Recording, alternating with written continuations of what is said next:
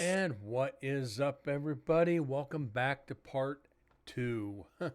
Told you guys I'd be back. Let me just get a notification out so everybody knows that I'm here.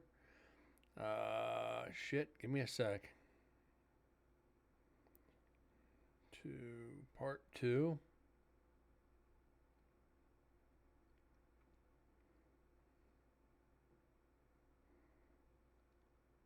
All right. Hold on. Oh, I've been holding that sneeze for a while. Well, welcome back, guys. I promised you part two of the show. So here I be, here I is. We left off hour and 20 minutes into section two of this recorder that was left overnight in the prison. Oh, I'm going to sneeze again. But yeah, we're like hour 20 minutes in. We still have roughly 7 hours of audio to go back over.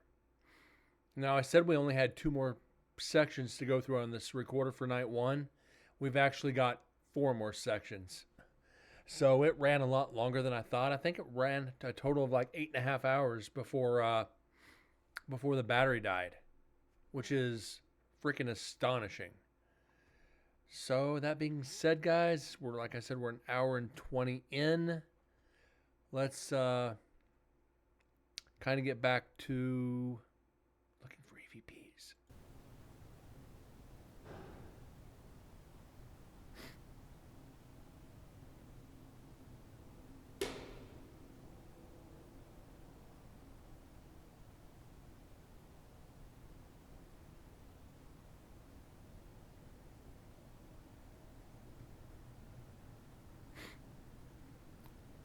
Yep, got me another Moscow Mule. Kind of a little ritual. But this will be it for the night because I got to work tomorrow. At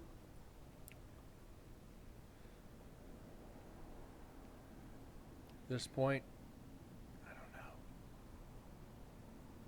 What's up, Tundra? How's it going, bud? Not setting up tonight? Setting up what?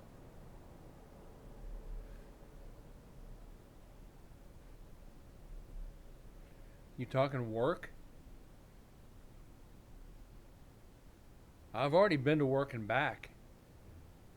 Yeah, I went in at 7 this morning, clocked in at 6:30. We were done by 10.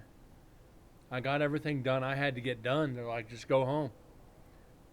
Deuced out, came home, did a show, watched the Chiefs Raiders game, had dinner, and here I am for part two. So yeah, I'm doing two shows today. Been a while since I've done that one, huh?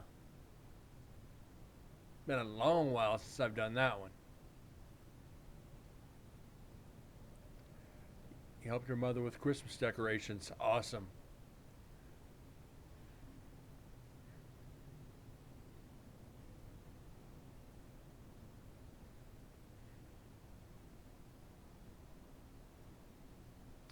So yeah, we did what?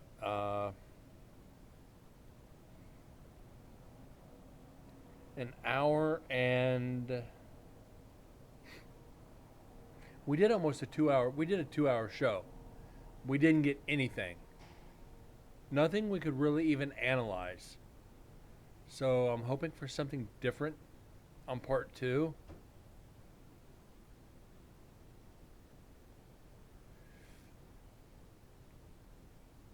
If you scroll through,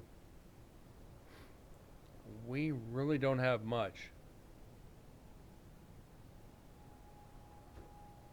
Hold on, I'll be right back.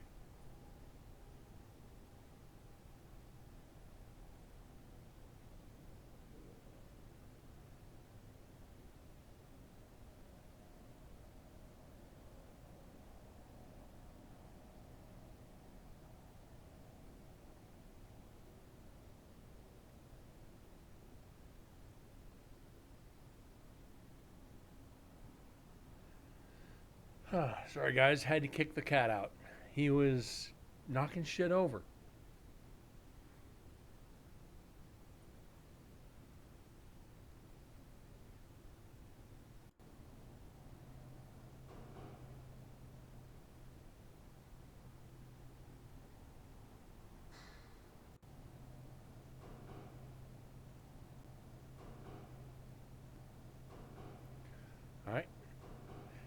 Still getting knocks.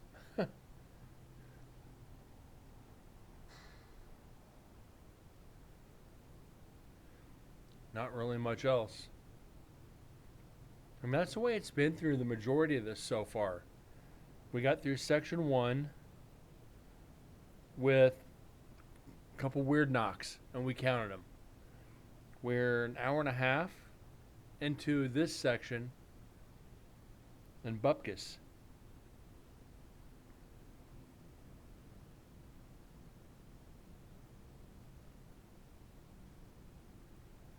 Which is alright. Right now, this is pretty much a free recorder. Which I don't know if will help later on when we're fishing for EVPs, but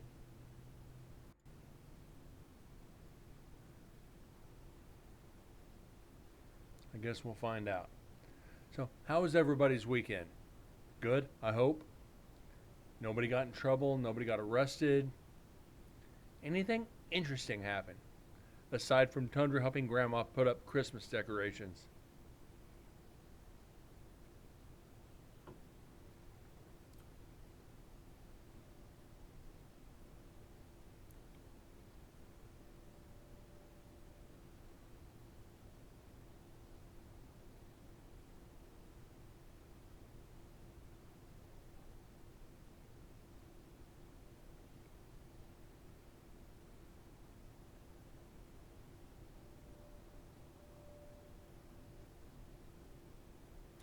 And you notice how quiet this recorder is. Most of the others, even when we were investigating, was not totally this quiet. What's going on, Moose? Welcome back.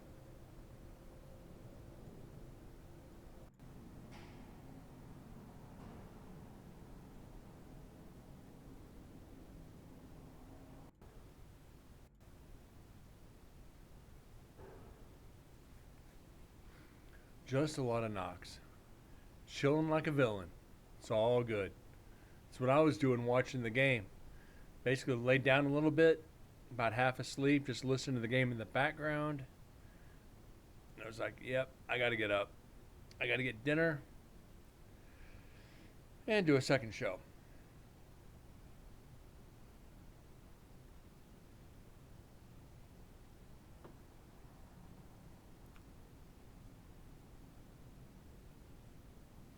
Yeah, we're fucking flatlined. Holy shit.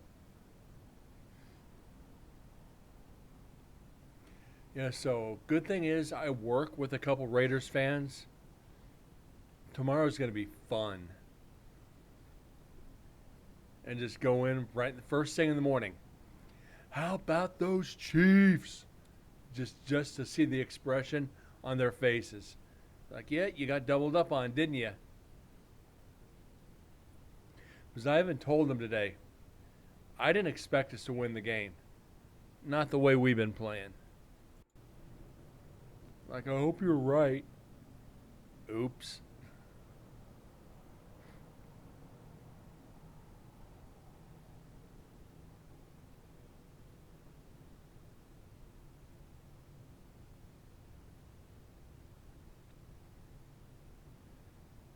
It's all in fun. A lot of blown calls today on the Eagles-Bills game. That was frickin' horse shit. But I get to hear that tomorrow because we have an Eagles fan. Boy's going to be talking mad shit all day. We're still the best team in the NFL.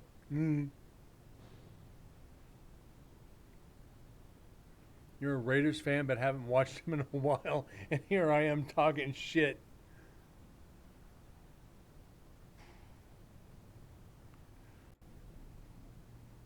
Yeah, God, I've been a Chiefs fan for over 40 years.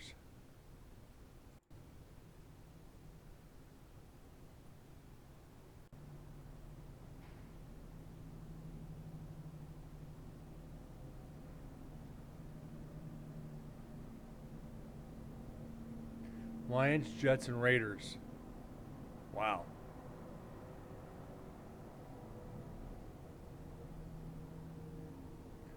That's a broad spectrum there.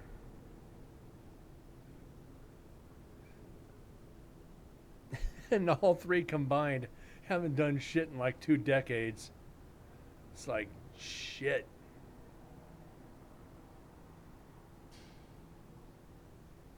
I'll say the Jets are a young team. They have a lot of potential.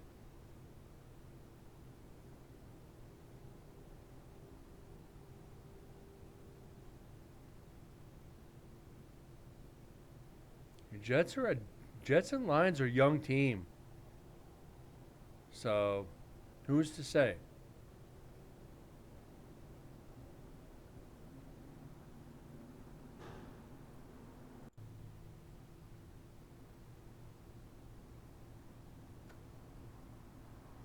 And here I am talking shit, and the Chiefs were shit for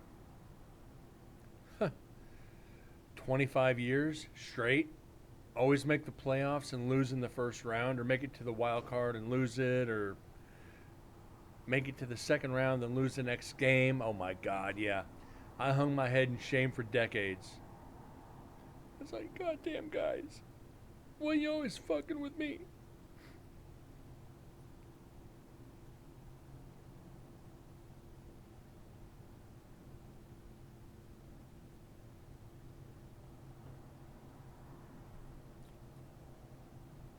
I don't know.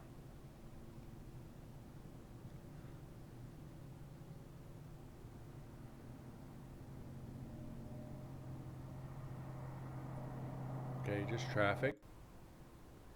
Everybody who's not a Patriots fan or a Bucks fan hates Tom Brady with a passion. We all respect his talent. We all acknowledge that he's great, but we all fucking hate him.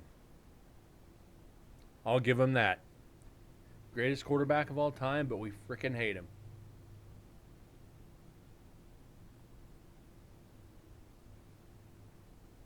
It's like NASCAR fans. You got to respect Jimmy Johnson, but you hate to see him win.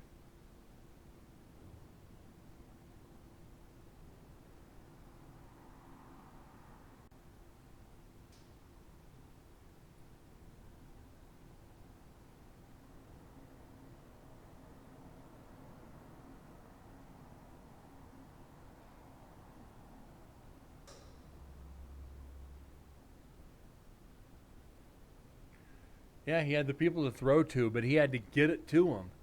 He was good at threading that freaking needle. You got to give the man credit as much as you hate him.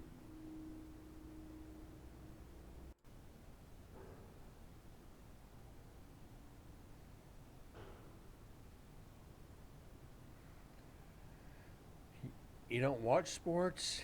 Confused? Look at the score. Fair enough.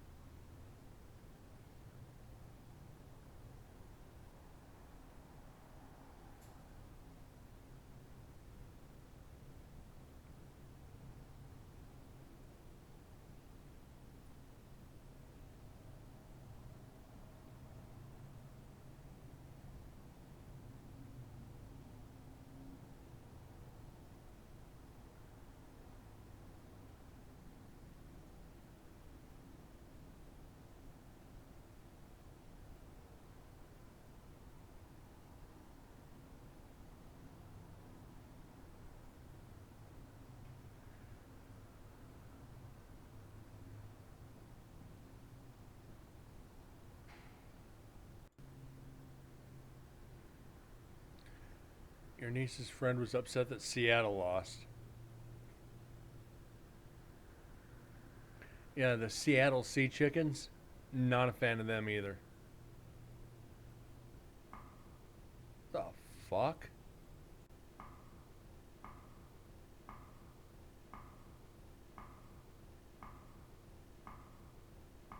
That's different than the rest. That's a lot different. That's hollow.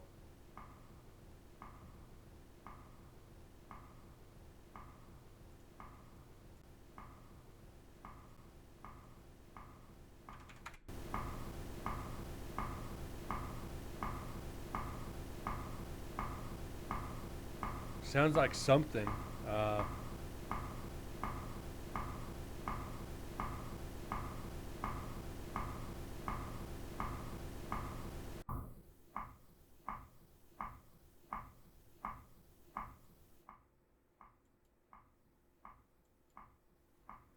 Sounds like a tennis ball being thrown against a brick wall.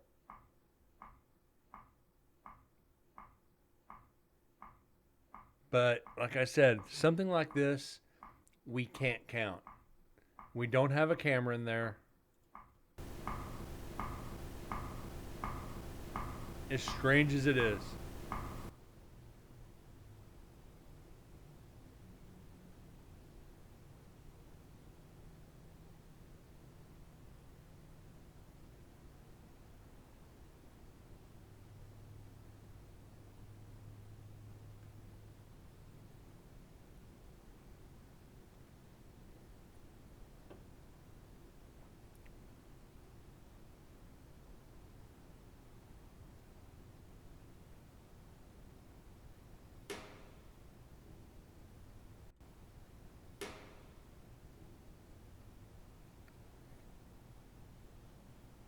All right, Tundra. Thanks for being here for a few minutes. Appreciate it. Have a good night. Yeah, better than silence. At least it's something.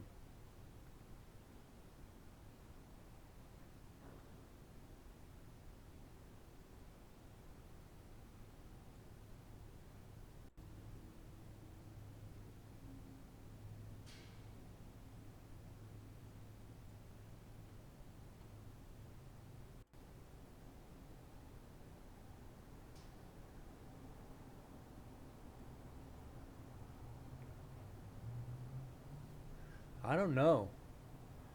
Did I make the right choice leaving a recorder overnight? We've never done it before. I say yes, but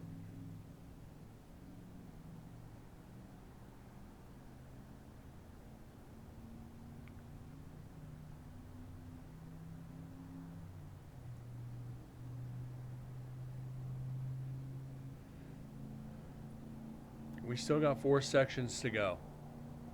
You're right, Moose. You never know what you're going to get. And that's why I did it. It's like, I asked Susan, as she goes, we've never left a recorder unattended overnight. Do you want to do it? Yeah, we can try it.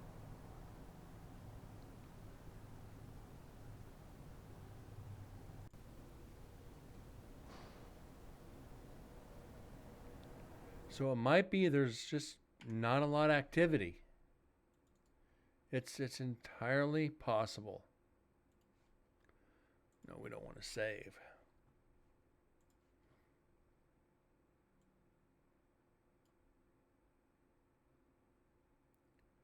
Shit, it's still being used. Okay. While we're waiting on this to load,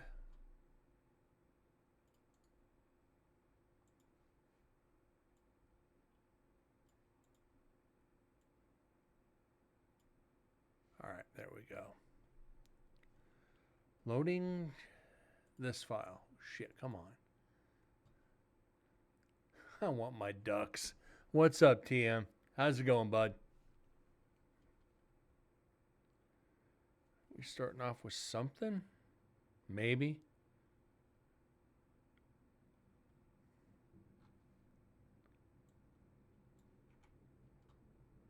Probably not. All right, next section.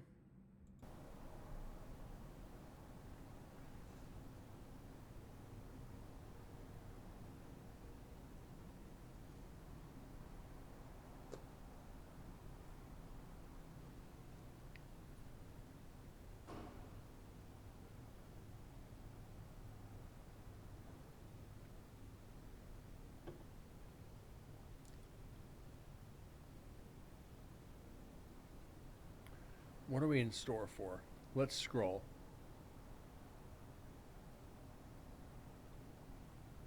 Maybe.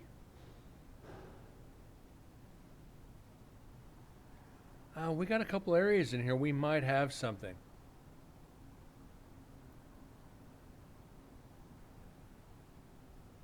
definite spikes. This is a good sign.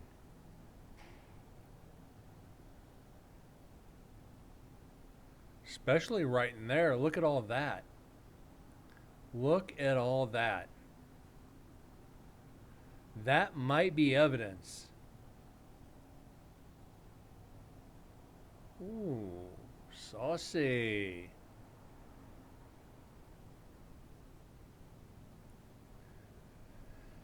I'm not going to jump. We're going to wait this one out. That's about 35 minutes in, and we're at 2 minutes, or a minute and a half. This might be the section that does it for us.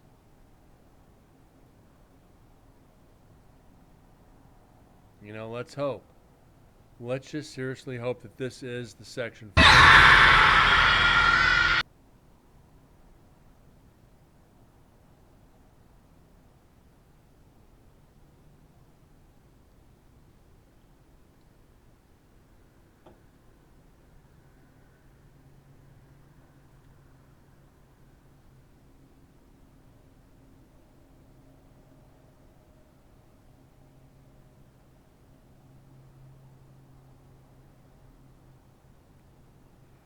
Speaking of that, where's Deads? Some naughty words just came out of in your mouth.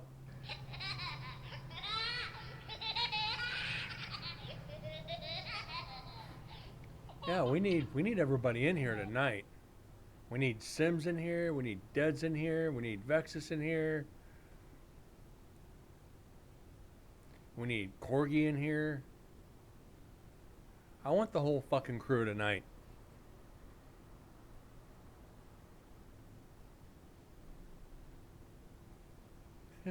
Naughty words. Shit. Or Vexus is streaming. Okay. That's good. That's cool.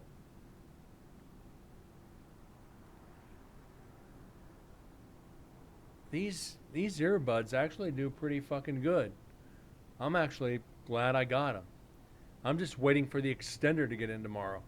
Because my soundboard is literally like right here. Because the cable is not long enough.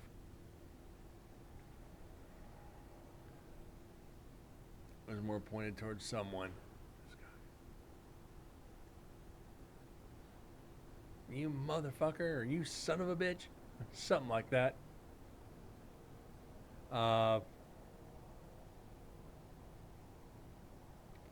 Yeah, I just wish this cable was a lot longer. It isolates the majority of the background noise.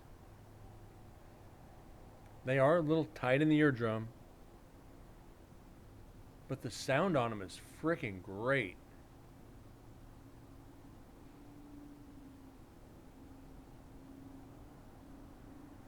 You also fix your... No, I don't, TM. I don't know how to solder.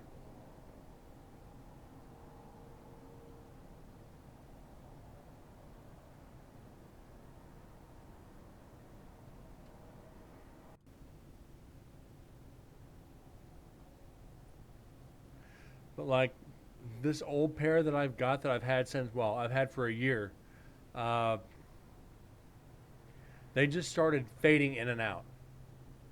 I replaced the cable for the earpiece, and they kept doing it.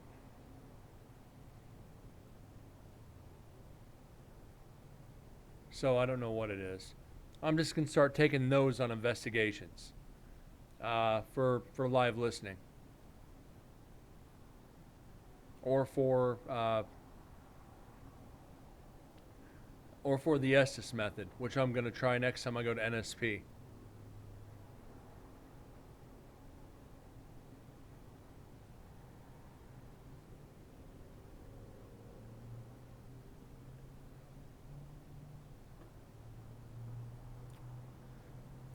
But I'm going to have somebody watch me while I do it.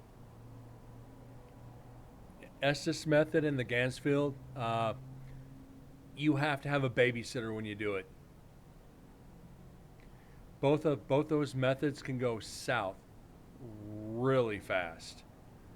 And the first time I ever did the Gansfeld, it went really south. Thank God I had somebody there. I wish I still had a video of it.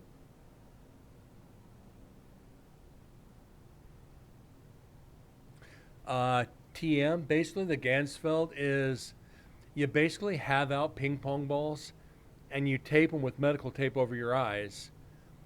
You stare into a red light while you're listening to white noise and you start asking questions. Uh, for me, I started hearing like faint singing. Then the red light disappeared.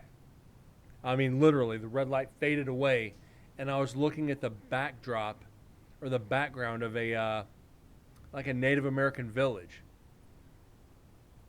It was freaking, and I guess from what I was being told, my body just like when you're really really cold and you're shivering, my whole body for like 15 minutes was just shivering, and I just kept there talking and talking and talking. And when they brought me out of it, my body was just ice cold. But I never reacted to it. We're not talking drugs, no. Gansfeld is a deprivation experiment for the paranormal. Look it up when you get a chance on YouTube.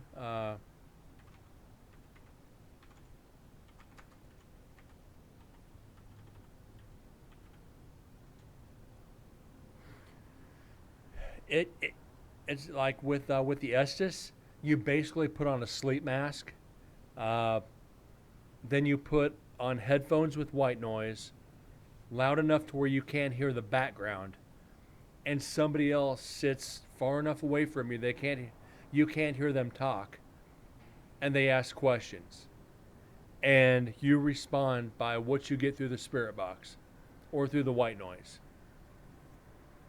It's a tough experiment. Uh, it can also go south pretty quick because you are basically the portal. The yeah, it's done different ways. The Gansfeld, the Estes, I think it's just as bad as the Gansfeld because again, you're opening yourself up like a portal. You're basically the spirit box. Let's go back a little bit.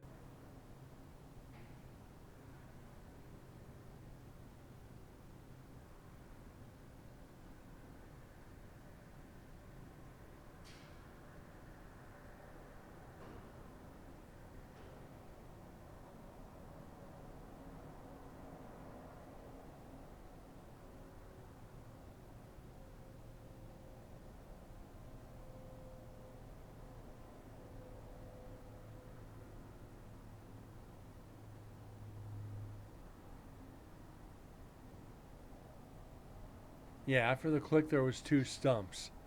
Not really.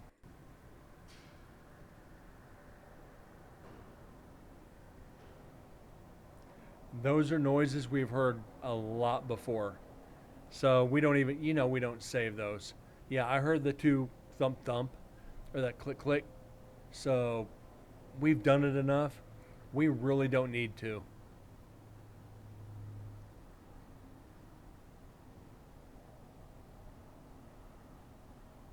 I'm mainly looking for voices now. These clicks, pops, bumps, drags, whatever, we know these sounds. We know these sounds very well. So unless it's just like a absolutely loud slam, and when I say loud, to where I have to turn my headphones down, yeah. You want me to go back? I can.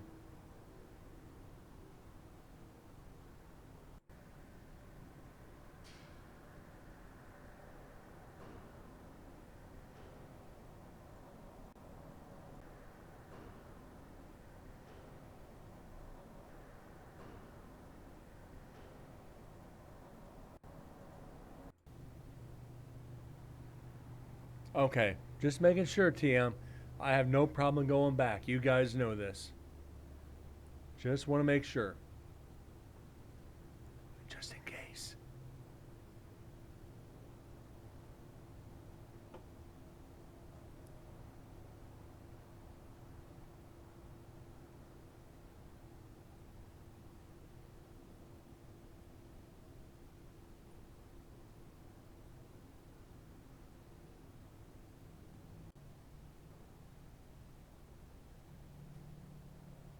Wow.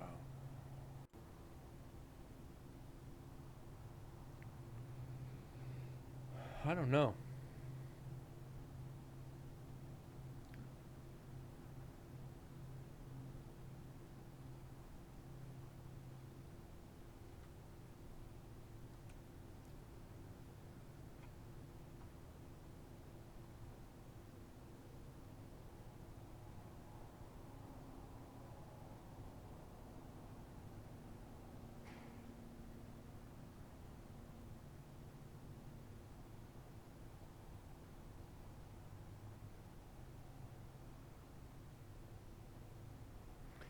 And we're like, we are 10 likes away from 300.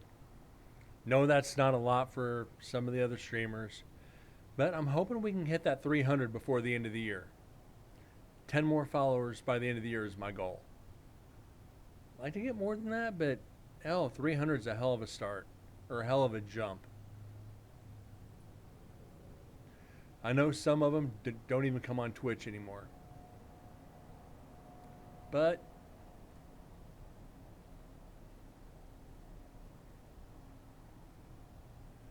I've been laughing at like all these sites every once in a while. Like you have the bots come in here, oh, pay for views, or pay for followers. I'm not going to screw up my analytics.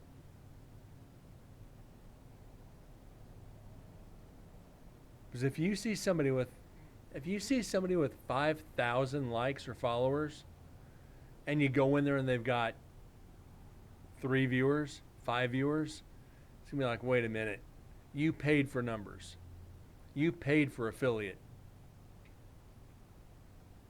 or paid for partner. It's like, nah.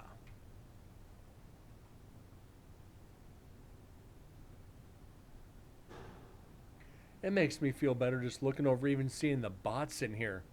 It's like, yeah, I've got names in the room. They don't say shit, but it's cool to see names in here. First couple streams, I was like, 2 people, no bots. Maybe 1 bot.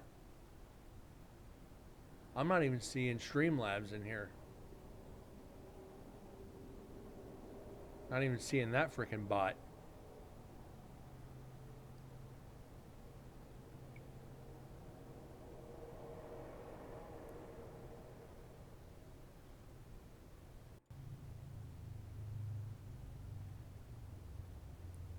You ban bots in your channel?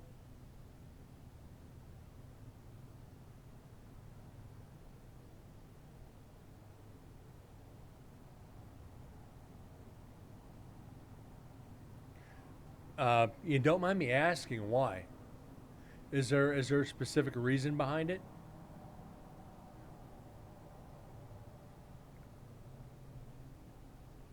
Because I'm actually curious on that one.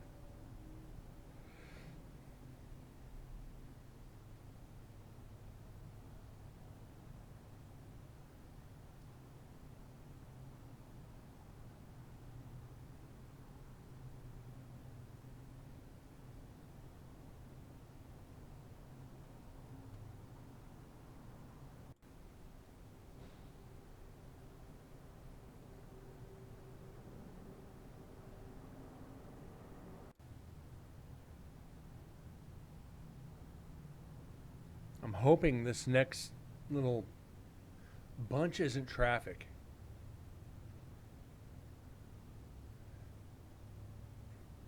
Some can grab info. Okay, fair enough. And crowds a user list. All right. Did not know that.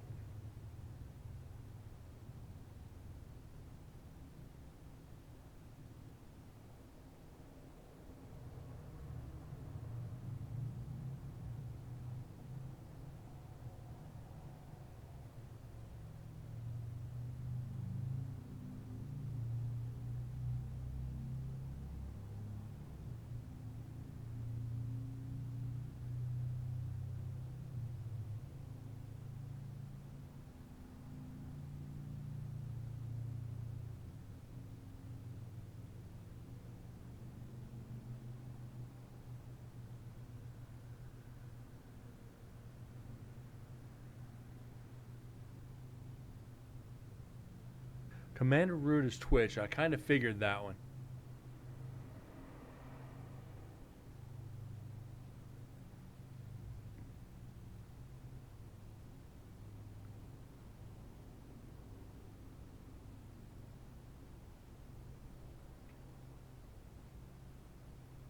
And you don't think it's only for stats.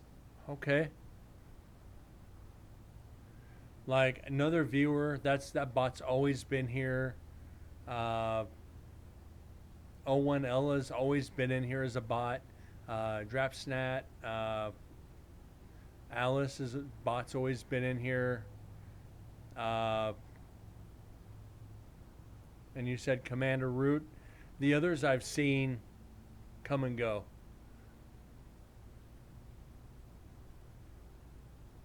I wonder if they're not.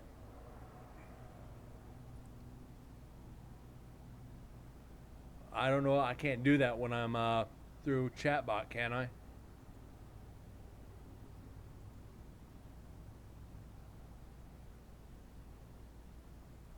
Because I'm not going to try any of this while I'm streaming.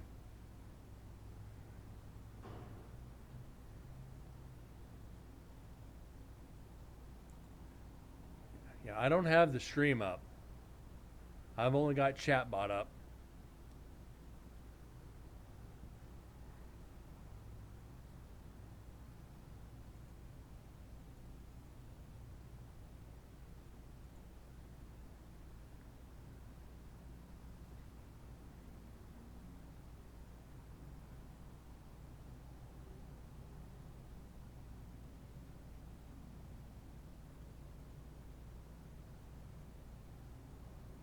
Yeah, it doesn't through Streamlabs chatbot.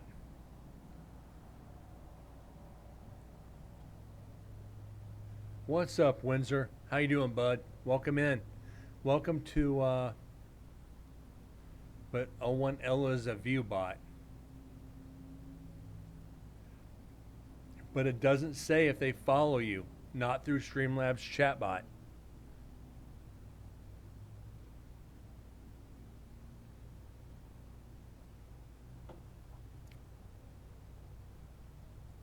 I can only assign shit. Okay, I don't have Twitch up. I never do when I stream.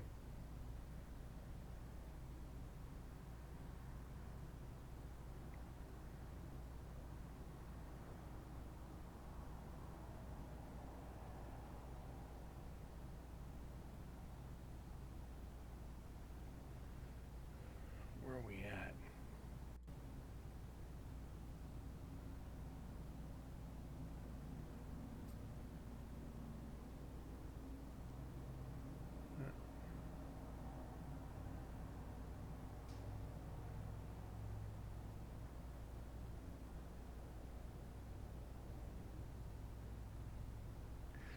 This is where, if I really still drank, I'd be doing shots.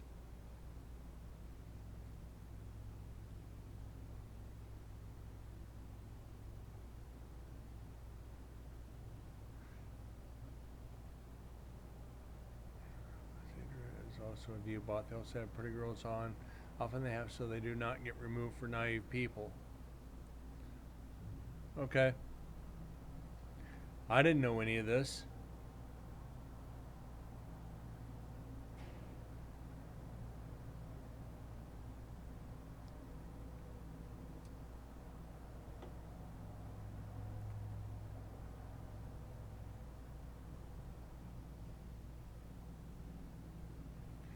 Shit, the stuff you find out every day about Twitch, right?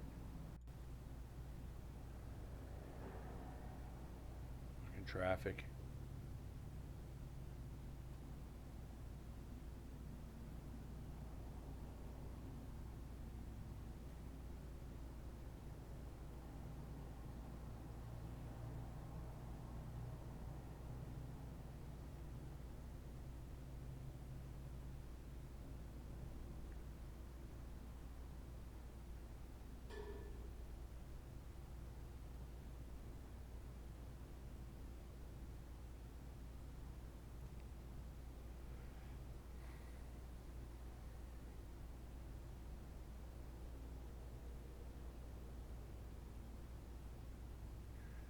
I have no idea what to do with the pipe figure on a view bot if it's not to get some out of it. Entirely possible.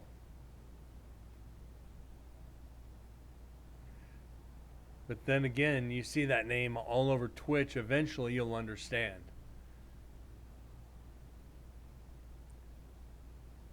It's like, whatever.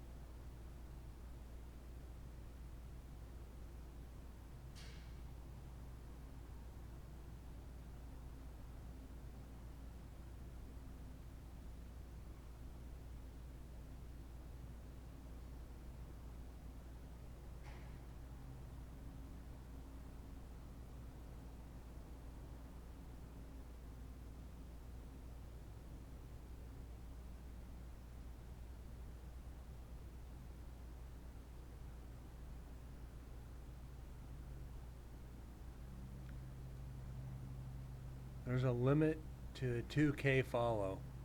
All right.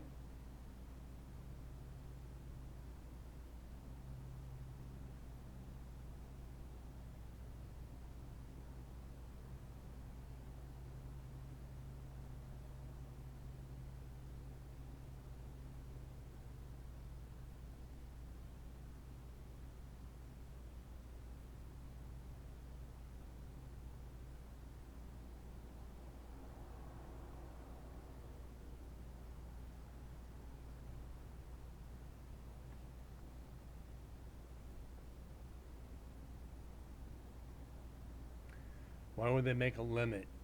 That's what I want to know.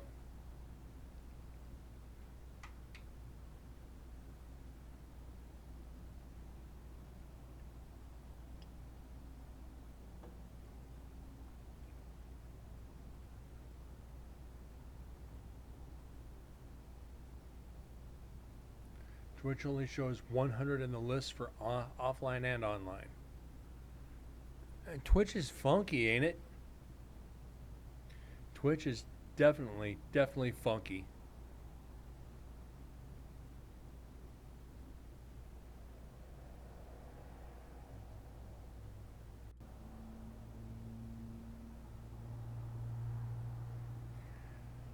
Now looking, my guess is a lot of this might be traffic. I think they limit so people will not farm viewers.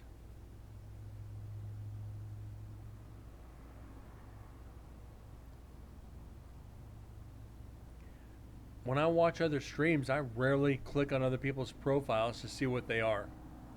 Well, that can be farmed. Will Twitch try to shut down? Probably.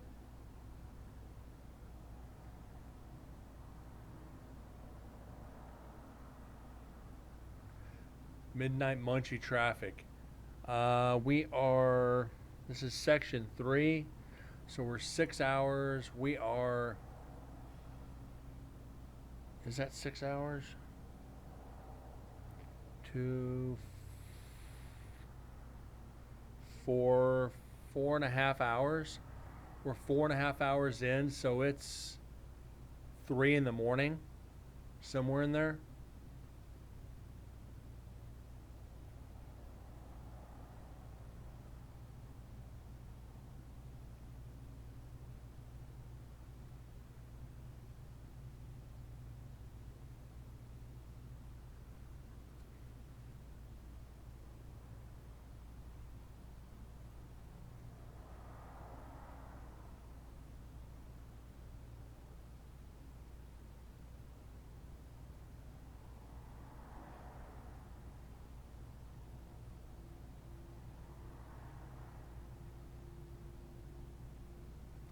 No, it's just the highway.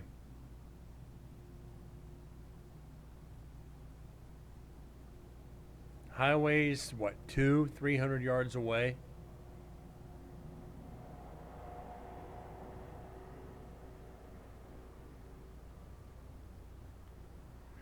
Literally, you turn out of the prison, you make a left, and you go right over the bridge over the highway. It's less than 200. It's probably 200 yards away, if not less.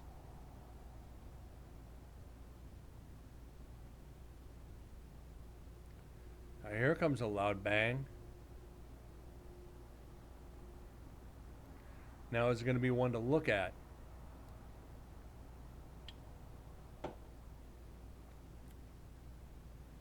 Maybe not. Probably it's gonna be one of the. It's gonna be one of the hollow bangs.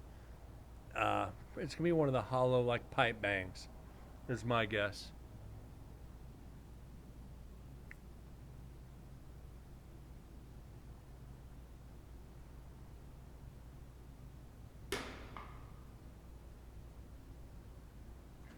Like a switch going off.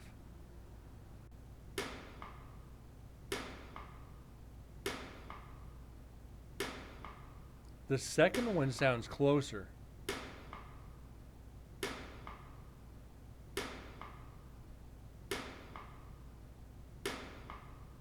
So I don't know.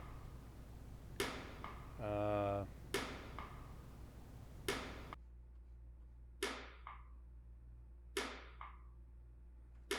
yeah, it does sound like a breaker. Yeah, sounds like breaker with a recoil. Could that be the breaker or the to shut off the light switch? Maybe.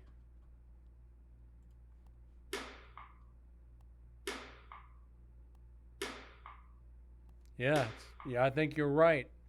These sounds are a breaker going off. Good call. But we've heard enough of them. We don't count it. We just acknowledge it and move on.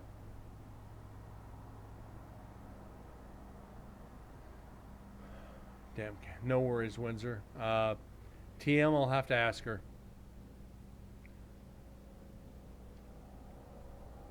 I'm going to say yes because they do have power up in the viewing room for execution. They do have power there.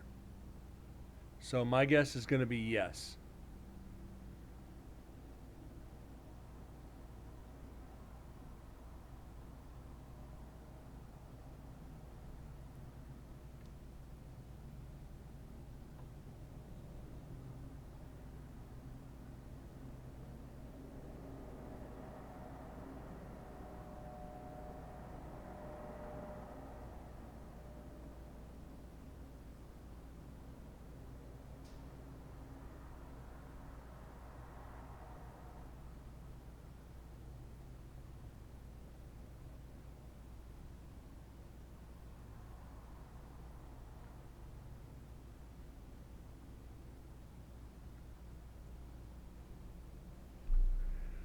But like you guys said, at least it's not silence.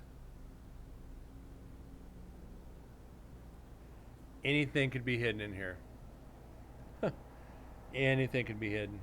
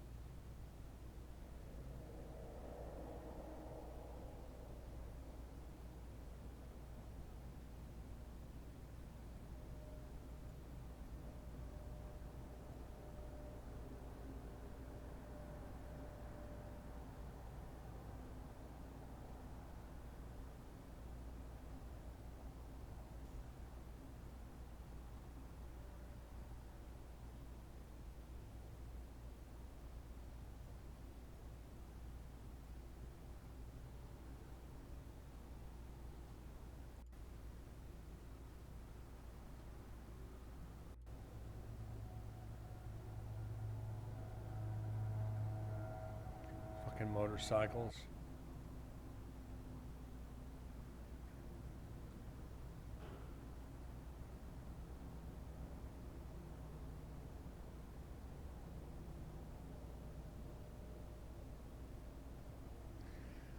I'm actually surprised on this. Last year's investigation,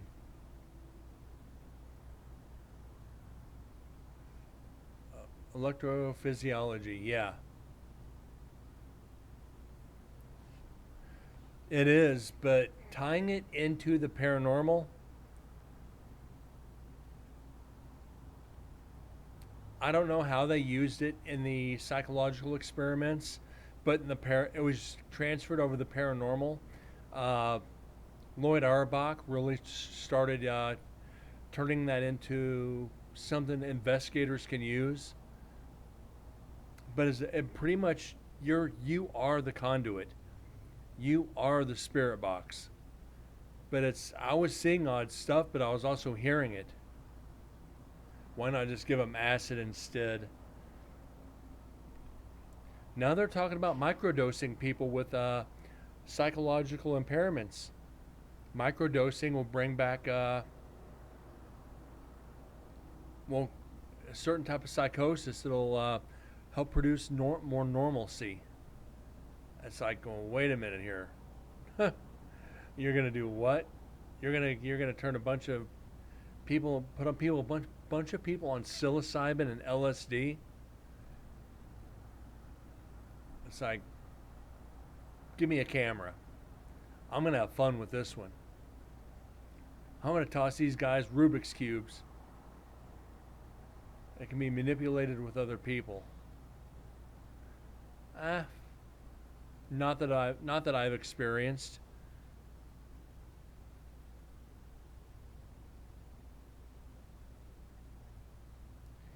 And just be warned, guys. It's dangerous to mess with somebody on LSD. It can be very bad for you if you mess with them.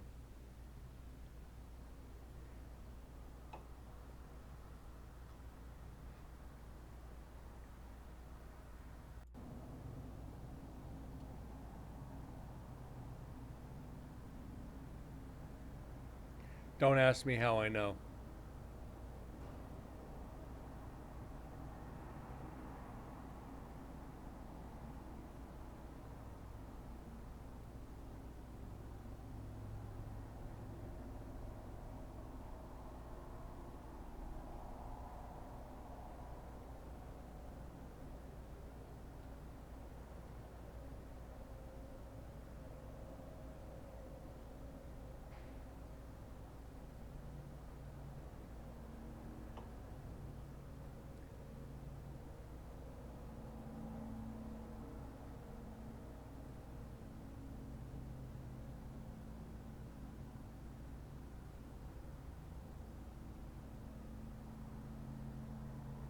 Yeah, it can be done in many ways. That's why to prevent things like that. One, you have two people in the room. You have the person doing the Gansfeld and somebody recording it. The person recording it stands there and says nothing. They don't move. They find a place to sit, get you on camera, and just watch you the whole time to make sure you don't have a psychosis episode or a psychotic episode. The Gansfeld experiment, this is where it can be dangerous. If you're prone to seizures, you do not do it. You just flat out don't do this. You're staring into a red light, and that can trigger a lot of epileptic seizures for a lot of people. So, like I said, it can be dangerous, but you got to make sure somebody's not going to have a seizure, and if they do, you got to be able to control them. That's why I don't suggest you try it unless you know what you're doing. And going back to the Estes method, same thing. It's an auditory more than a visual uh, test for the paranormal. I guess you have to do it on an investigation to understand what I'm saying. Because I understand they use it for other reasons, but to use it as a tool for the paranormal, it's a different method and it's fun. But remember, you got to carry all the gear.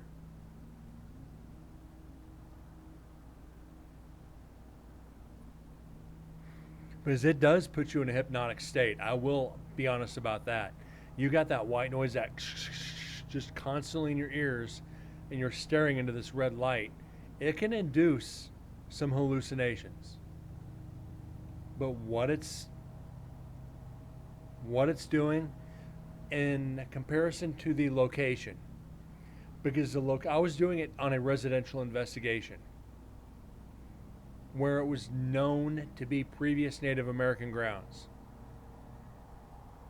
So you take that with a grain of salt. Does it have an effect? I don't know. Because at the time, I did not know that it was previous Native American grounds. Subconsciously, did I find that out? Who's to say? But there's a couple YouTube videos of paranormal investigators doing this. And if I remember right, it freaks them out.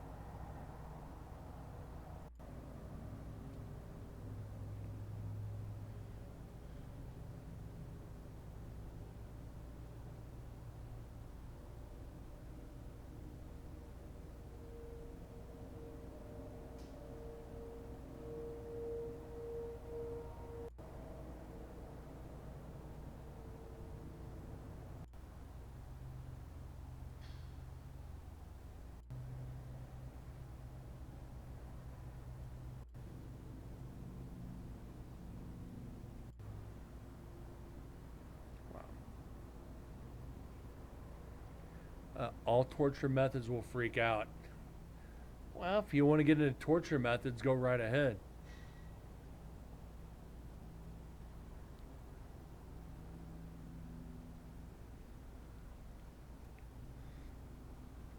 That's why a lot of investigators will not touch either method.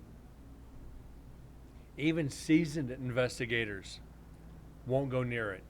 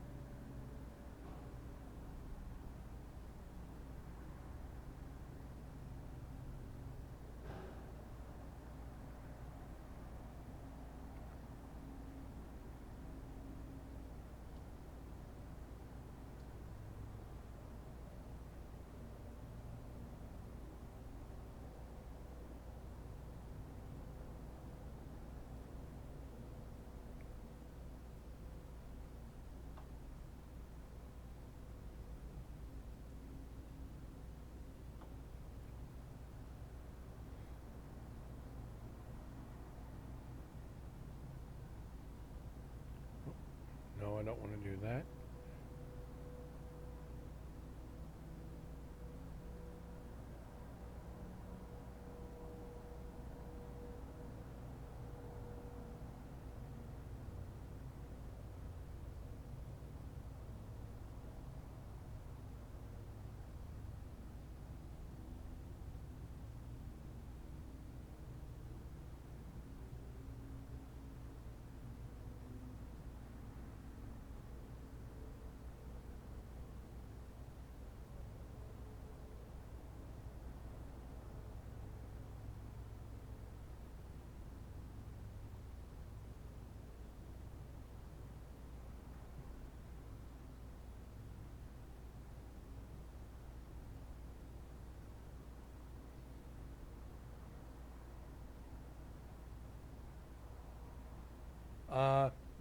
There's a couple of them, TM.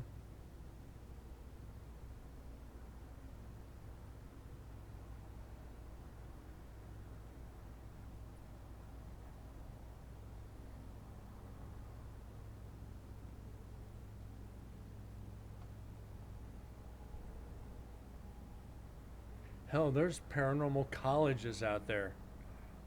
I think they're kind of hokey, but it's they offer degrees in the paranormal. You can actually get a true doctorate in the paranormal. I like to see the reports and material they found. Find a real investigator and talk to them, because a lot of them will document everything.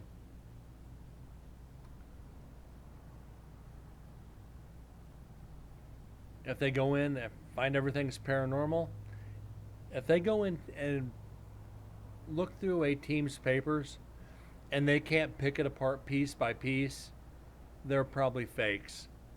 Because the majority of evidence, I think, is explainable. Even some of the EVPs we've gotten here, quite possible some of them might not have been, shouldn't have been counted, but some, if they say institute on it, I kind of just, I roll my eyes. Because at that point, anything's possible. There's no, well, I don't want to say there's not, because there are professionals in the field. I've gone through this with a bunch of teams and argued profusely with them. Oh, there's no such thing as professional in the paranormal. Yeah, there is.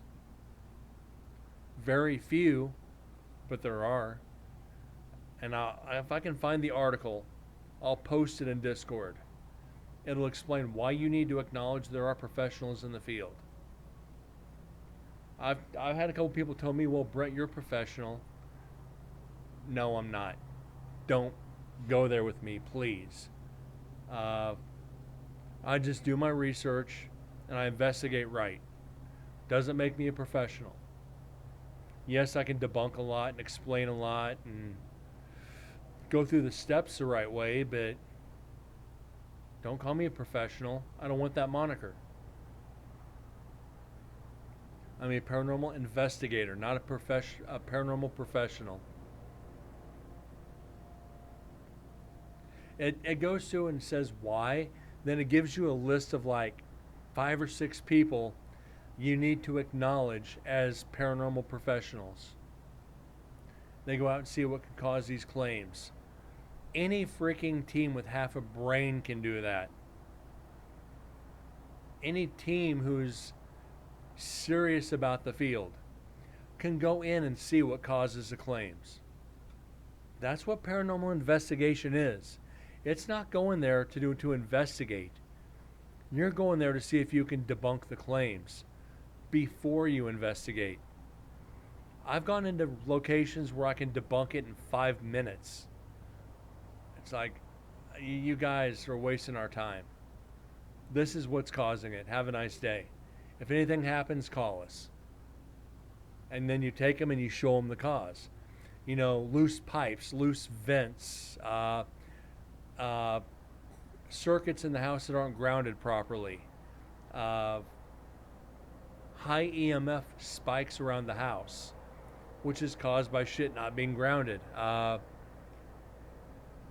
Hallucinations caused by, EMF poisoning, caused by, bad air in the house where they don't change their air filters ever. There's, oh my God, David.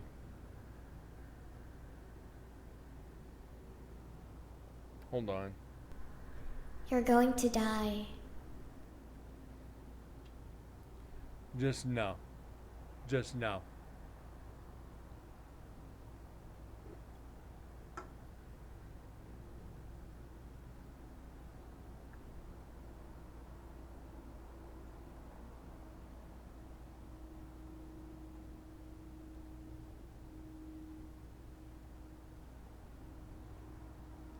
And that's, you hear me say from time to time, you have ghost hunters and you have paranormal investigators. Ghost hunters go in to hunt ghosts. That's all they do. They want to see if they can communicate with whatever spirits are there. They know it's haunted. They know they can get the evidence, and they do what they can to get it. Paranormal investigators go in and be like, wait a minute, I can explain this. This is a draft from a window that's not shut in the attic.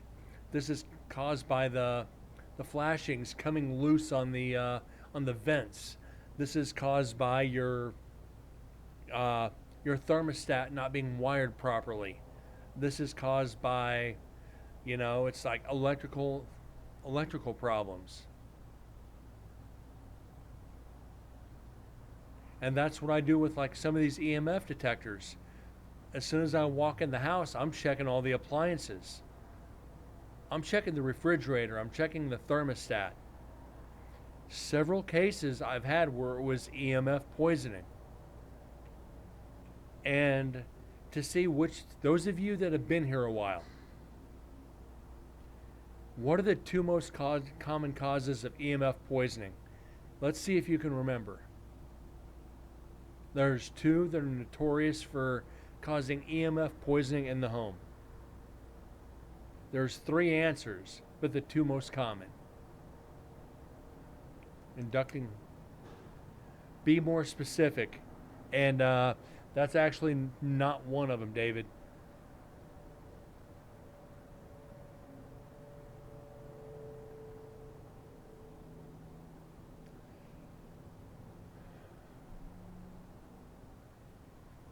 Give you guys a minute before I give you the answers.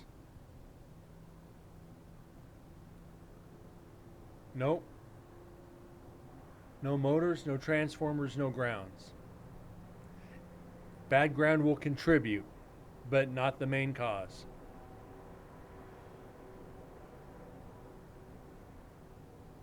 Power bars don't give out as much as you think, but you're getting on the right track. Number one cause of EMF poisoning? Your alarm clock. How many people sleep with your alarm clock on your nightstand right next to your bed?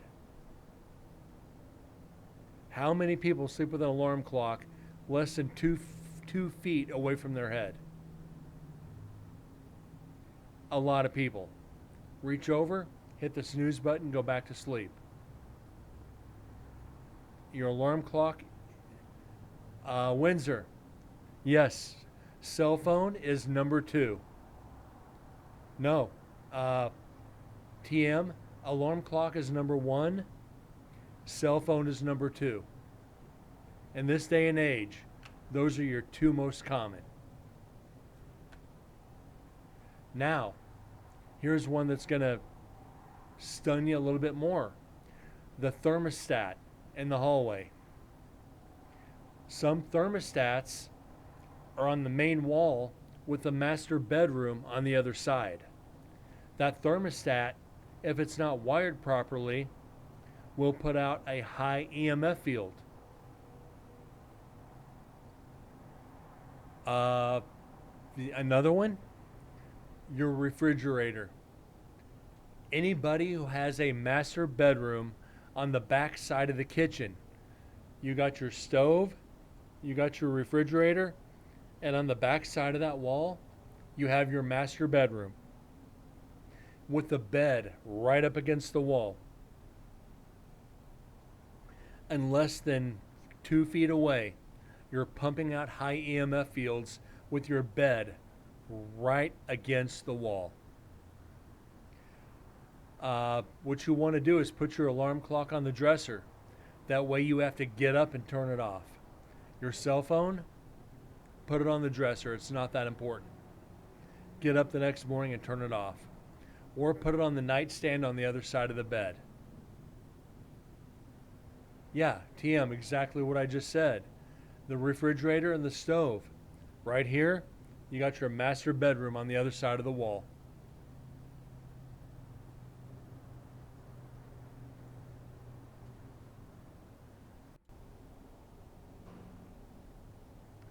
So your appliances are major culprits. Defeats the concept. Exactly, David. When your alarm goes off, you don't need to hit the snooze button. Get your butt up out of bed and get the day started.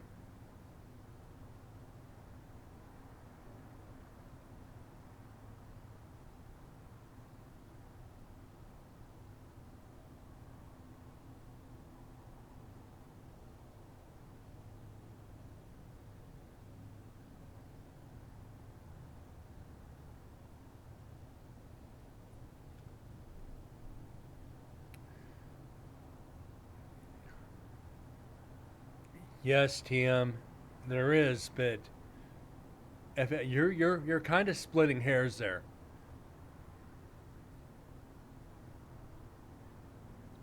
And that's where I'm going with that. Most people have their refrigerator freezer right there. Other side of the wall is a bedroom. It's a big culprit for EMF poisoning. People who have headaches all the time. People who can't sleep, who are, tossing and turning in the middle of the night. A lot of that has to do with high EMF fields. But the doctors put them on, 10, 15 different types of medication. When all they have to do, rearrange the furniture and sleep on the other side of the room. May not look the greatest, but you're going to get a good night's sleep. If the shielding is bad, EMF will be bad. Regardless of EMF. Regardless of grounding. Your thermostat and your refrigerator are the two biggest culprits in your house. Next to your alarm clock and your cell phone plugged in. They all put in high EMF fields. And I tell people, get a cheap EMF detector and go check all the outlets in your house.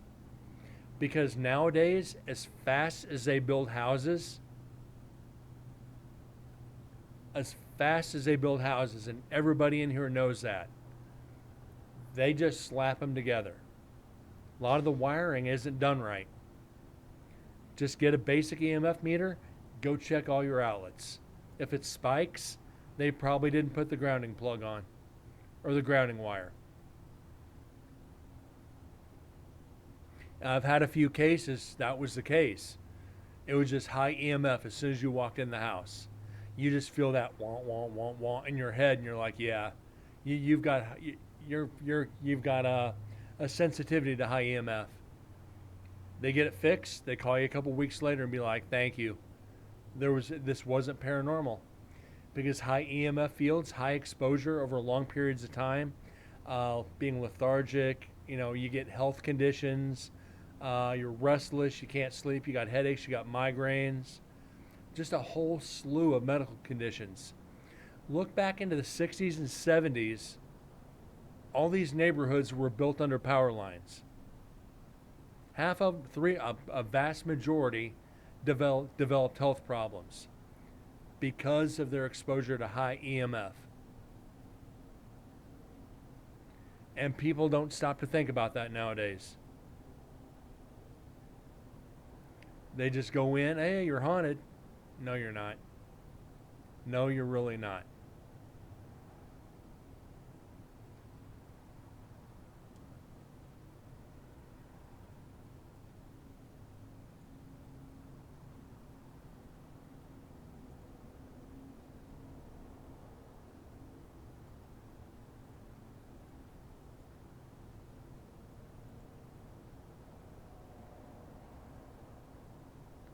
Maybe you should stop sleeping with your tablet and your phone next to my head.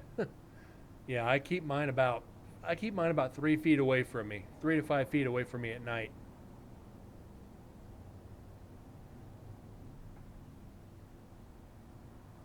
But then again, people don't want to do that.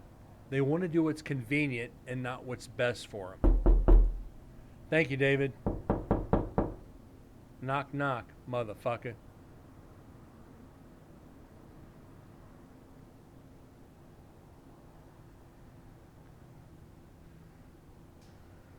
And have tinfoil hats. And there's science explains and debunks most of the paranormal. That's no big secret. Any serious team out there will tell you. You can explain it in a few minutes if you know what you're doing. Even look at people's fucking medications. Half the people out there are on some kind of medication and don't read the side effects. Oh, may cause hallucinations. What was when Ambien first came out? People would go to the store and spend $1,000 and not remember. Here in Vegas, people were taking Ambien and 2 days later calling the police saying their bank account was hacked. Come to find out, they went to the casino and gambled $10,000, and they don't remember doing it. So yeah, take a look at the side effects on your medication too.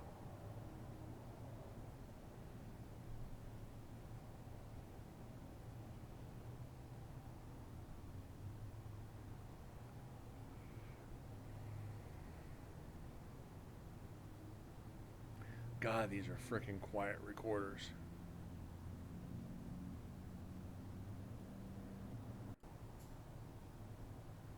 Got no fucking spikes whatsoever.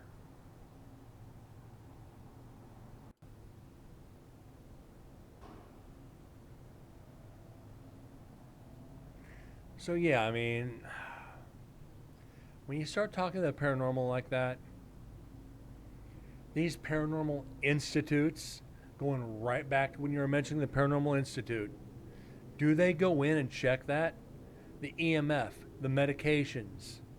Does it have running groundwater under the house? Is there a well or something that the house was built on? It was like Vegas. There's streams that run under the ground, 20, 30 feet down, and that will cause certain anomalies. And spirits can feed off that. Some do, some don't, TM. But like you say, they go in with the right equipment. God bless them. Seriously. I've had to deal with teams that, like here in Vegas, I won't mention the team names. They'd go in, oh, your house is haunted. You got this problem, you got that problem, you got this problem. Then they try to charge the client. And they tell them to get out of the house. What have I always said about residentials in this? I've never charged a dime to anybody. I'll go to somebody's house 20 times if I have to help them. Then you walk in, you're like, hey, you introduce yourself, do the interview, and you're like, okay, it's like, when do you want us to come in? How much are you going to charge us? Nothing. Well, the last team wanted $250, and we paid them, and they didn't give us anything. Take them to court because they're scamming you. Then you go in, you show them everything that's wrong, and they're like, what do we owe you? You don't owe me anything. I'll tell you what, if you want to do something, we'll hang out with you guys for a few hours and you can order pizza. You can buy us dinner. We'll stay and chit chat with you all night. I had one that actually did that when we started the investigation.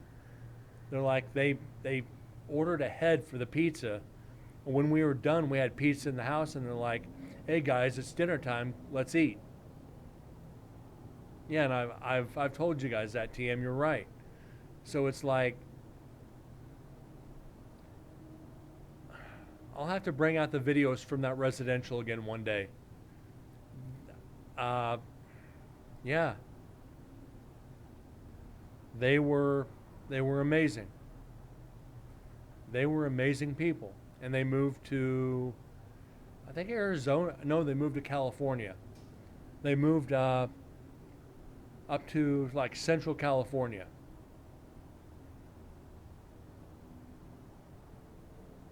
I miss them. They'd call just to say hi. They'd invite the team over for dinner even if they didn't want an investigation done. They let us live stream from their house. I mean, we don't do that, but they'd leave and be like, do whatever you want. We'll come back in 3 hours.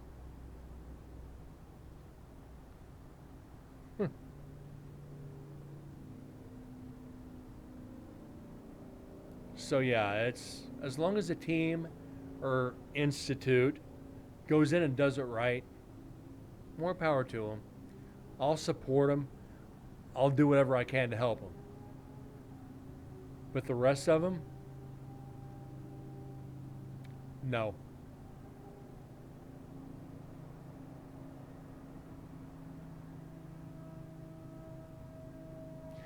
And be aware, like I said, if any of you out there are considering joining a paranormal team, ask them before you join if they charge for residentials.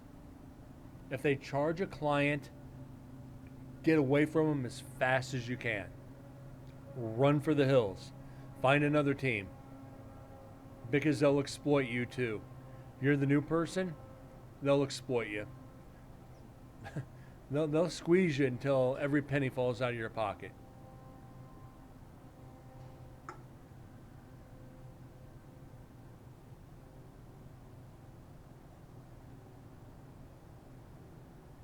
But all in all, in the field, there's about 80-85% of the teams are legit. They don't charge. They do it for the love, the science, and for love of helping people. That other 10-15%, and I go right back to this. They just want to be the next paranormal TV show. And they don't care how they get there. They don't care who they step on.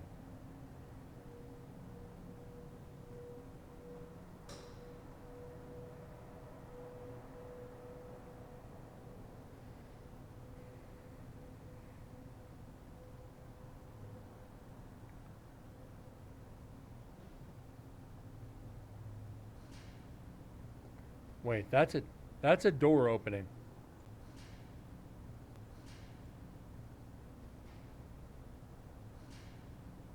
Nope, that's a lock. That's a lock.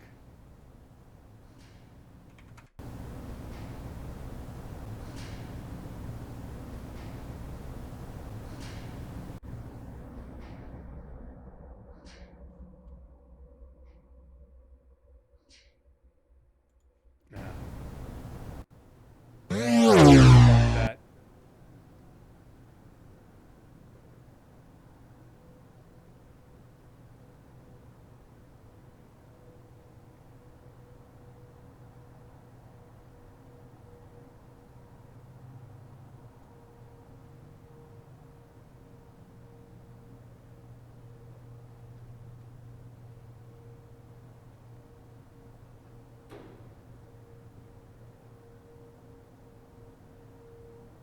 Can we get just one true EVP out of this whole recorder, please?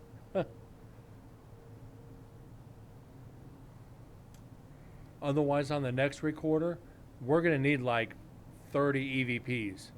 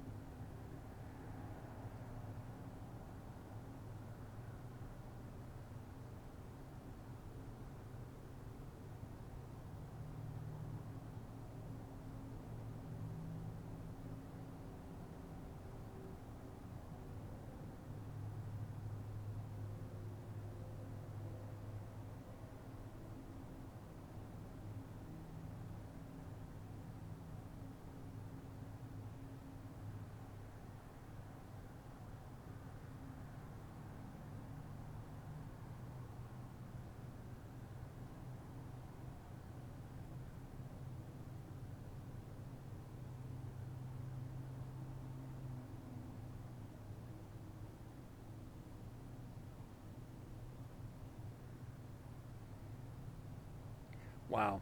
I I literally posted something on a there's nothing on it. Uh, I posted on a Facebook page today about the phone apps, and I explained it.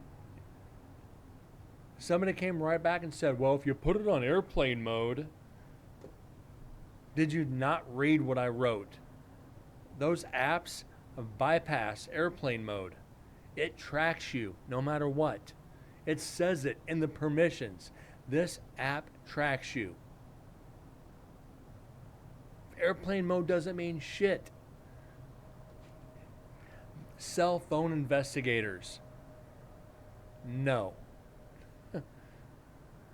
Bad, bad baby, bad baby. Hot water burn baby. It's like, come on. They don't care about reading the permissions. They're like, ooh, this app costs $60 and, they use it on TV. It'll work. Ooh, yeah, I just donated to the stupidity. Let's see what yours says tonight. I said, you really want to try it? Use it where there's no signal. There's dead zones all over the place. Find an area where you got nothing and try it. Or get a tablet, download it, cut the service, and use it after that. Yeah, they're begging for it. You're right. Let me see if I can find that tablet. It's got no service to it. I think we should try out one show. I'll charge a tablet up.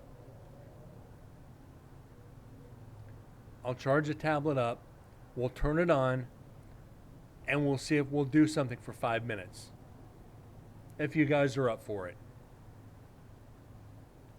What's up, Chief? How you doing, bud? So I think that'd be a good experiment to show you guys. Where there's bupkis for service on the tablet. I don't even have Wi-Fi in the house right now. It's down because I'm still waiting for the construction. Yeah. We'll definitely try the tablet with no service on an app. Who knows what'll happen?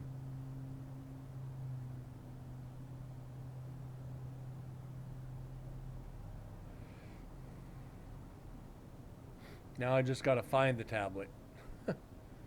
Oh shit. Could be anywhere.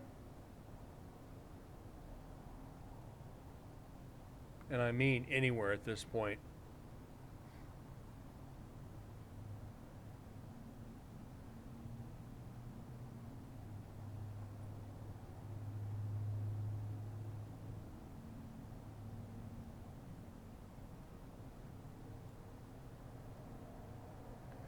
Be the last place you look.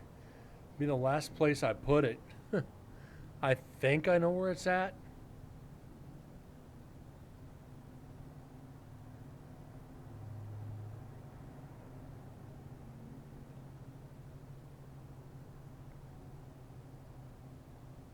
Matter of fact, I'm pretty sure I know where it's at. It's just a matter of fact of getting to it. When my fucking ceiling collapsed, I had to move most of my stuff out to the garage. So...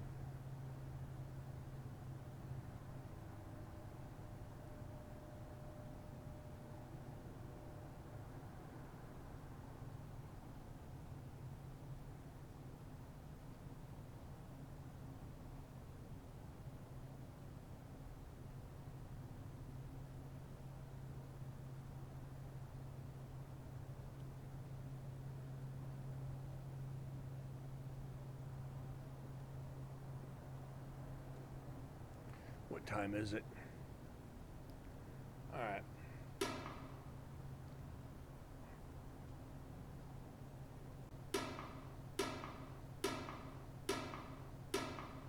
All right, we've had that one before. We had that about 15 minutes ago.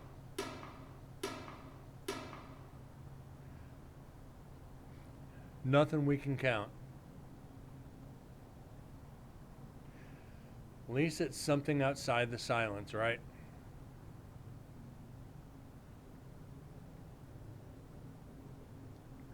A tennis ball again. Or the breaker. I think we said it sounded like a breaker going off.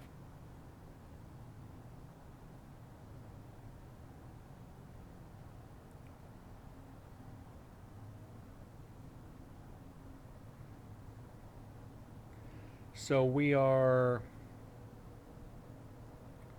what, 4 hours? We're 5.5 hours without one piece of evidence.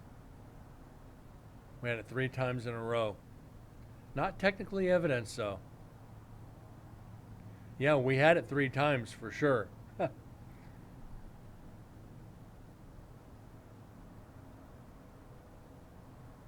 think we've had it like three or 4 times on each recorder, or each section of this recorder.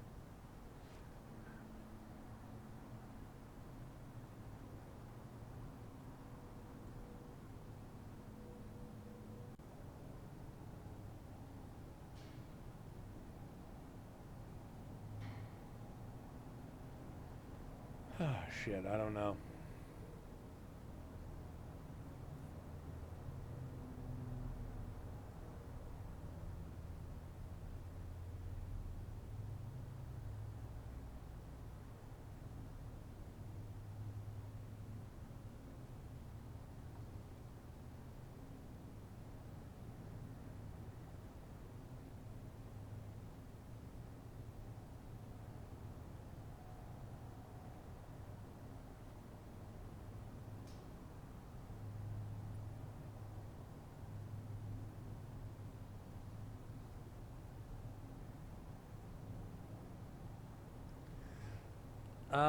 Yeah, David, you're right. We didn't know, though. That's the only reason. Susan's like, do you want to leave a recorder? You know what? Yes. Being the fact that some of the executions did take place, you know, 2, 3, 4 in the morning, who's to say that we're not going to get evidence, you know, in last night's cells where they were spending, you know, their last 24 to 48 hours of their life? It's like that new building last year was silent. And when we had the mattress factory on the H4N Pro, we had 4.5 hours of silence. So it's pretty much a crapshoot. You know, the first year, a lot of silence in a lot of areas. But we only took like 14 recorders the first year. Or actually, we took less than that. We took like 12. Second year, we took like 17. Then we took like 19. And this year, we had like 24. But we'd make up for it. We'd get one recorder. One section would have freaking 40 EVPs on it. So we're going to make up for it. Mind you, we're only on the second recorder. When you walk through, they all go nuts. Yeah, but we also had some of the static recorders that just went bonkers. Like we had one in culinary, we had like 15 in 3 hours off one section. But mind you, we still got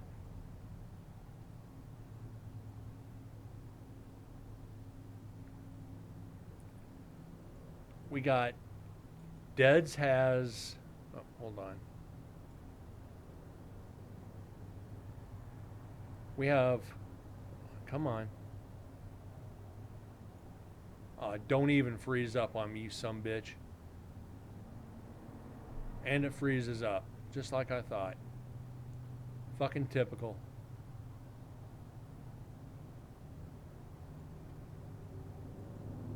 We have, Deads had 3 GoPros. And 4 we got 4 recorders just from Deads. So we got 1, 2, 3, 4, 5, 6, 7, 8, 9, 10, 12, 13, 14, 15, 16, 17, 18. We still have 17. 17 more recorders? And 7 GoPros? Or 3, 4, 5, 6 GoPros. 5 GoPros. I took that 5 GoPros. We still have a lot to go through. But we're not going to do the first GoPro until we finish at least 4 recorders. So if we do one every 3 or 4 recorders, that'll kind of even it out to give us a break every so often. But mind you, each GoPro, 5 or 6 hours of video, minus the one in the infirmary that kept shutting down. I don't know, it didn't overheat because it was cold enough not to. And we only got like 2 hours of video out of it. The battery went dead, as well as the fucking gimbal, the battery in the gimbal. Supposed to give us 7 hours of video, 6-7 hours, gave us 2 or 3, if that.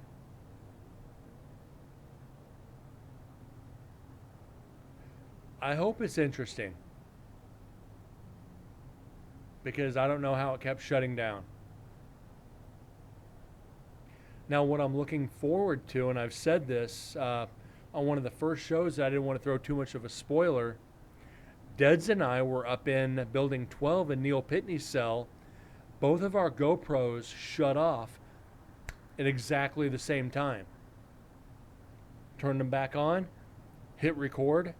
30 seconds later, they both went off at the exact same time again. That's not just coincidence. GoPros don't shut off simultaneously together. When somebody's using a GoPro 8 and somebody else using a GoPro 10, that's 2 different models. Them shutting off together at the same time once, the odds there are big enough. If they shut off twice, I don't know what the odds in that are. They're not good.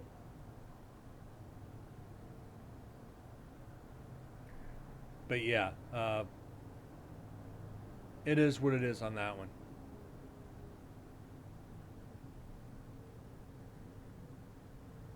I'm excited to get to the videos. The freaking casino odds, right? That's like megabucks odds. That's Powerball odds. You know, for them both to shut off at the same time like that, twice in a row, I'd probably say that's a couple 100,000 to 1, if not more.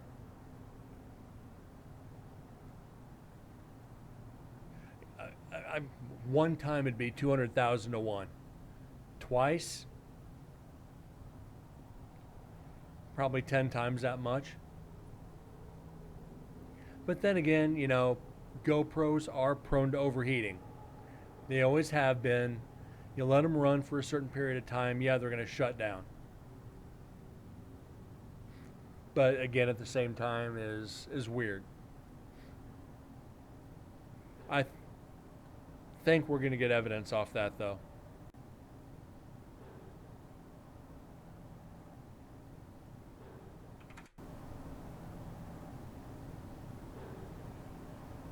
Has to be paranormal or some kind of interference. Or both. Because we were a couple feet apart, at least 2 to 3 feet apart.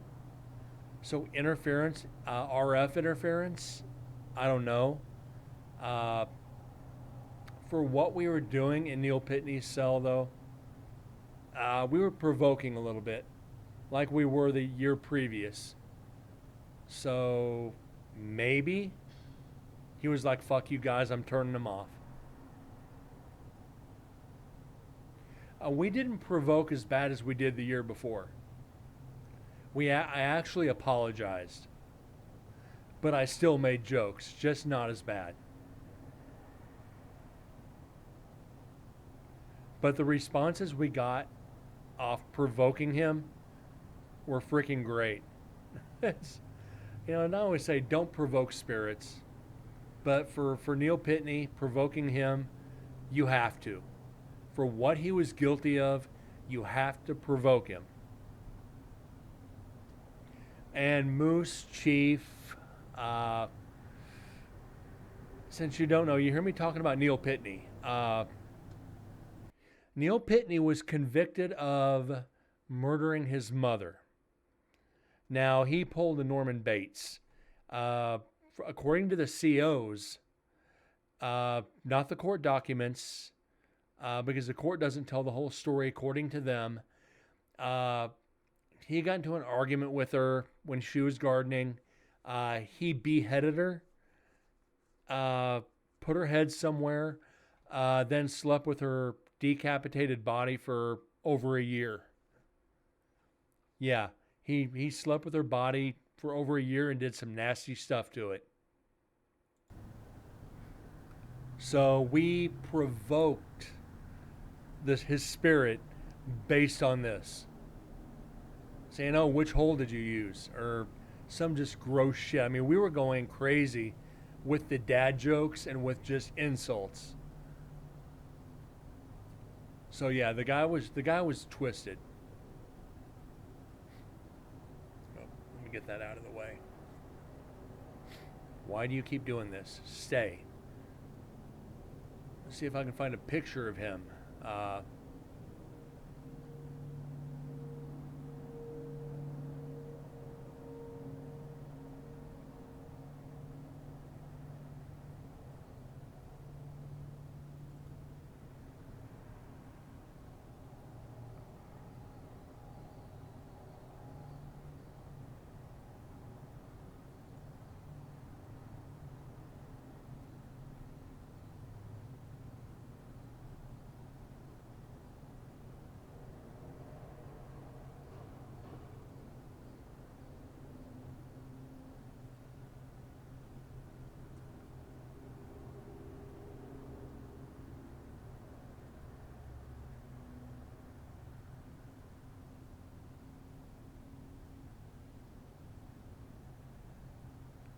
Huh. Don't know where I put it. Let's see if I can find this for you guys some other time. Because, I mean, you even look at the guy and he looks guilty. Let's just put it that way. But he didn't go to his trial. 1 year is a long time for the police not to find out. Yeah. Exactly.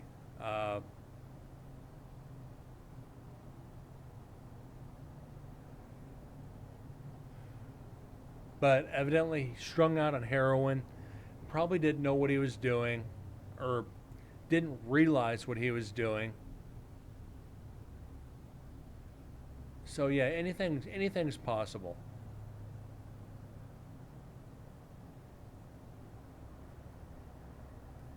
I don't know what I did with it.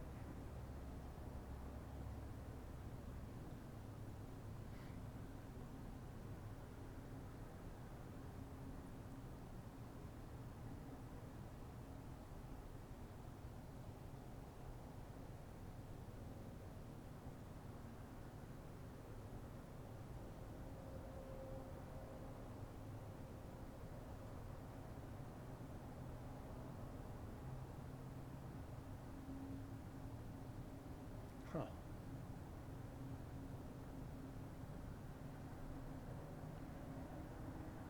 We hope his mother is taking care of him where he is now.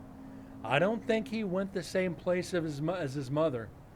I think she went up and he went down. That didn't sound right. Knowing what he did to her, that just didn't sound right. Forgive me.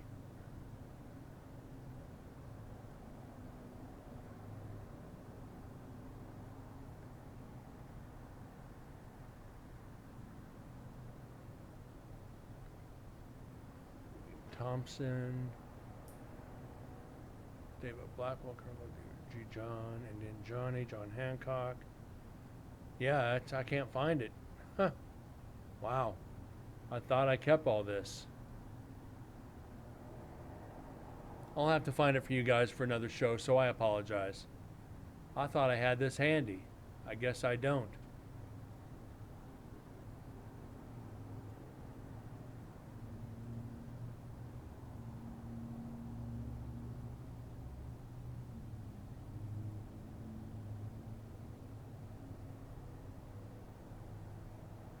Anyway, I've got it somewhere. I was not even making that joke. Yeah, leave it to me. I'll make the jokes. I'll make the jokes in the prison too.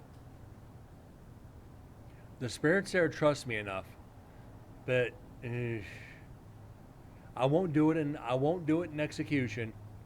But in the other cell blocks, oh yeah, I'll do it. And they know I'm not serious about it. The spirits there know me enough that I can make some crash jokes and get away with it. They're not going to attack me.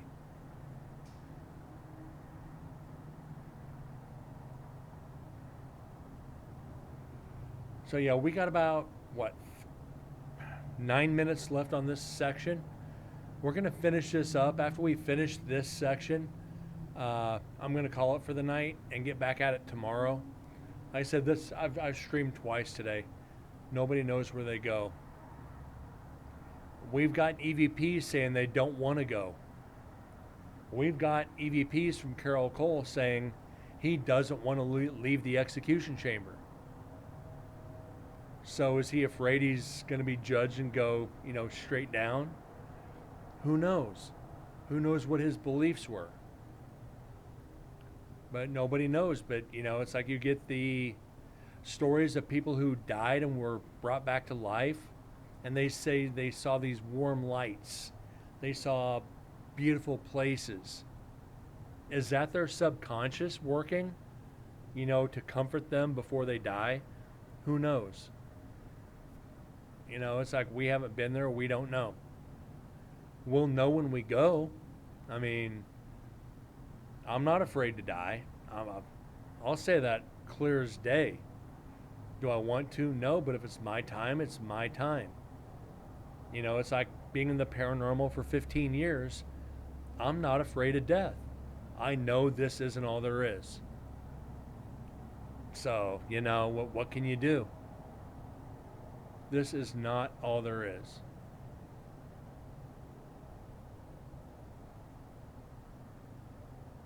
He only killed bugs.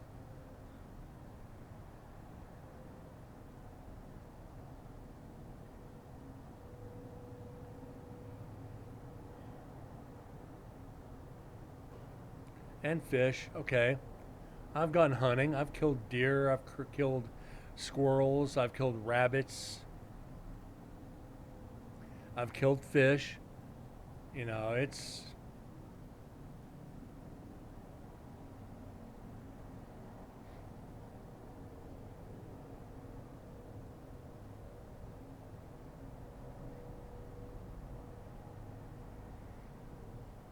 Hell, do I have that handy?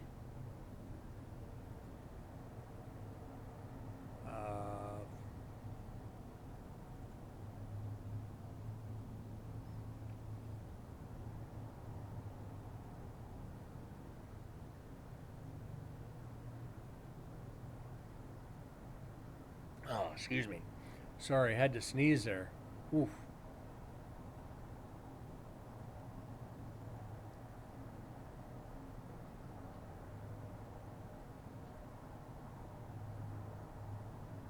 I don't know where they're at.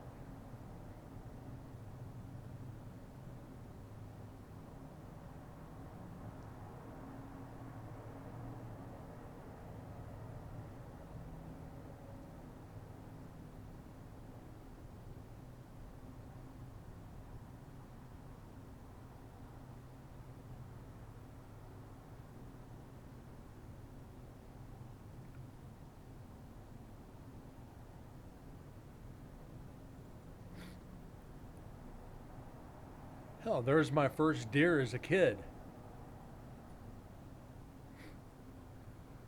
That was my first deer. God, I think I was 6 or 7.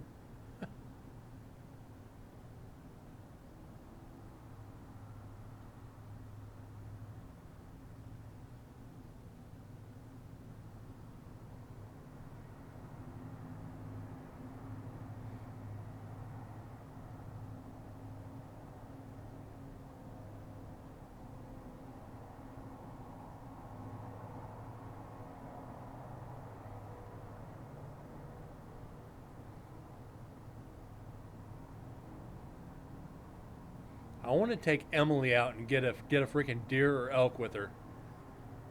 I gotta stretch Emily's legs and see what I can do with her.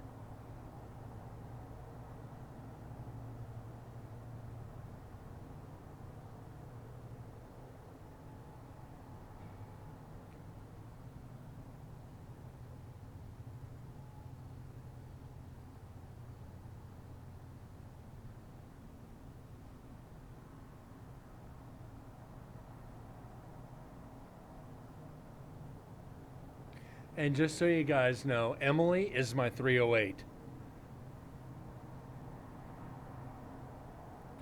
308, 26-inch barrel, 1040 by 50 scope. So I can really reach out and touch something.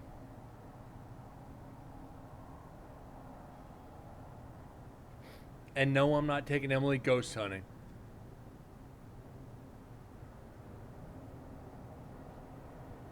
And I've said that before on this stream.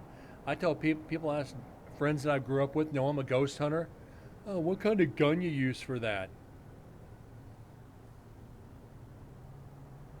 Really?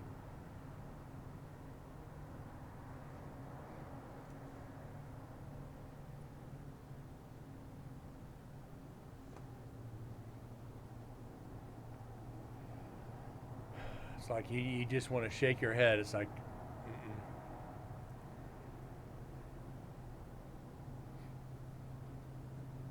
So yeah, guys, unfortunately, on this section, uh, depends on the state, but most state parks will not allow you to have firearms. Now, if you're going hiking, I think you're allowed to carry either like bear spray or a high enough caliber pistol to where if you're attacked by a bear, you can do something. I think it all depends on the state. Uh, I wouldn't go walking through a state park with a rifle. You're asking for trouble with the game wardens. If you're carrying something for self-defense from bears or wolves or, mountain lions or some shit like that, you have to check on the state laws because I know it varies.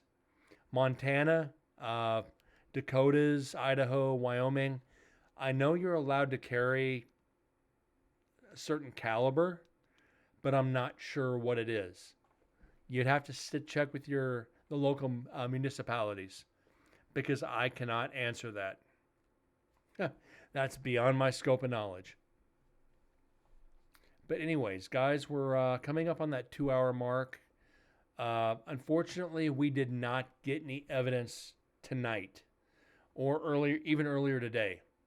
We're on through section 1, 2, and 3 on MDS recorder being left in execution overnight. We still have 3 more sections to go. So hopefully in those 3 sections by dawn, which I think at this point it's 2, 3 in the morning, that we're going to get something by daybreak. Hopefully. Anyways, guys, I truly thank you for being here tonight.